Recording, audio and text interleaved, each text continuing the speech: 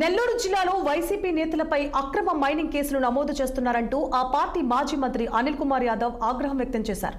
మాజీ మంత్రి కాకాణి గోవర్ధన్ రెడ్డిపై అక్రమంగా కేసు బనాయించారని అనిల్ కుమార్ యాదవ్ ఆరోపించారు.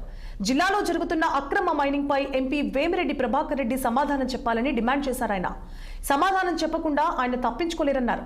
తాము అక్రమ మైనింగ్ చేయలేదని కొందరు తమపై బురద జల్లుతున్నారని మండిపడ్డారు. అంతా దేవుడే చూసుకుంటాడని తెలిపారు మాజీ మంత్రి అనిల్ కుమార్ యాదవ్. చాలా ఎన్నికలు అయిపోయిన ఒక 3 నెలలు 4 నెలల పాటు నా మీద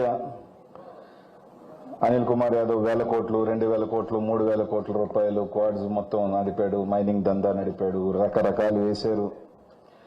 సరే, ఎక్కడా కూడా నేను స్పందించలేదు. నా మౌనమే దానికి కామ్గా ఉండటం కూడా జరిగింది. ఇంత పోయింది, అంత పోయింది, ఎంత పోయింది, ఏదేదో రాశారు, చాలా మంది మాట్లాడారు, చాలా మంది ఇది చేశారు. సరే, రైట్, ఎవరికి ఏ మీడియాకు సంబంధించిన వాళ్ళు 100 కూడా వార్తలు రాశారు, అన్నీ కూడా రాశారు.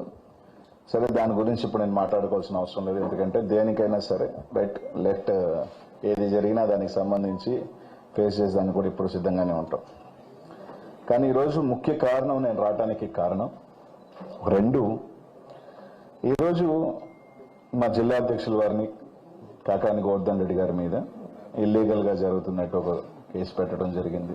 దానికి సంబంధించి ఒక ఇది కూడా జరగటం జరిగింది. దానికి సంబంధించి రైట్, ప్రతి ఒక్కరికి కూడా జ్యుడిషియల్లో ఛాలెంజ్ చేసే అవకాశం ఉంటుంది. సో జ్యుడిషియల్ని అప్రోచ్ అయ్యే అవకాశం ప్రతి ఒక్కరికి కూడా ఉంటుంది. ఆ రైట్ ఉంటుంది. తప్పకుండా రైట్కి కోసం మా నాయకుల వారు వెళ్ళటం కూడా జరిగింది. తప్పకుండా అది ఖచ్చితంగా అది ఏ రిజల్ట్ అయినా కూడా, ఒకవేళ వస్తే మంచిది, రాకపోయినా కూడా దేనికైనా కూడా ఫేస్ చేసేదానికి కూడా వైఎస్ఆర్